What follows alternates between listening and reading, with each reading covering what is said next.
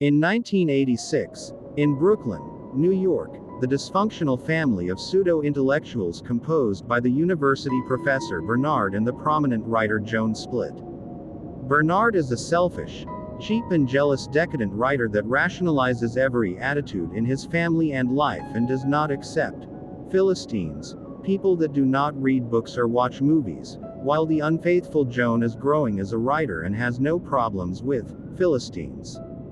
Their sons, the teenager Walt and the boy Frank, feel the separation and take side. Walt stays with Bernard, and Frank with Joan, and both are affected with abnormal behaviors. Frank drinks booze and smears with sperm the books in the library and a locker in the dress room of his school.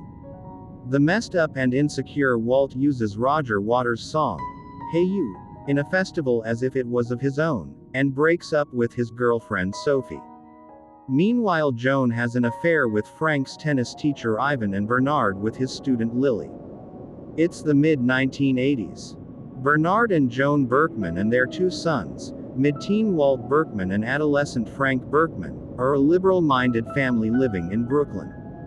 Bernard is an opinionated, condescending and competitive man who works as an English professor.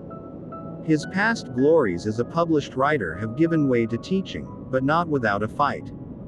Joan, who didn't start writing until after they got married, has had more recent writing acclaim. Her writing success, which is one of the many strains in their marriage, which led to Joan having past indiscretions. As such, they announced to Walt and Frank that they are separating after 17 years of marriage, that Bernard has taken another apartment 5 subway stops away, and that Bernard and Joan will have joint and equal time custody of the two boys.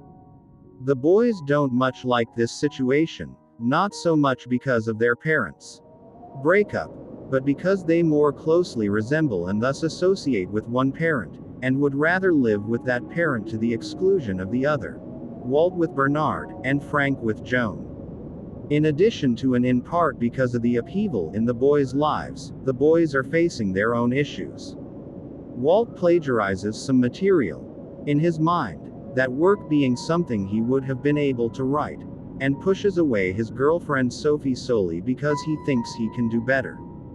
Frank is testing his sexual being, leaving a bit of his manhood in public locations. All the while, the boys have to maintain their relationships with both parents, who themselves are embarking on new relationships, Bernard with one of his students named Lily, and Joan with Frank's tennis coach Ivan. South Korean dystopian drama, Squid Game, emerged as a huge sensation upon its release in 2021.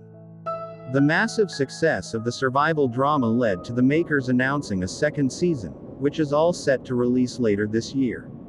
Amid this, the makers have been hit with a legal suit by Indian filmmaker Soham Shah, who is claiming that his 2009 movie plot has been ripped off by Squid Game. According to TMZ, he has filed a suit against the streaming platform Netflix and the makers of Squid Game, alleging that the series borrowed the plot from his Bollywood action thriller, Luck.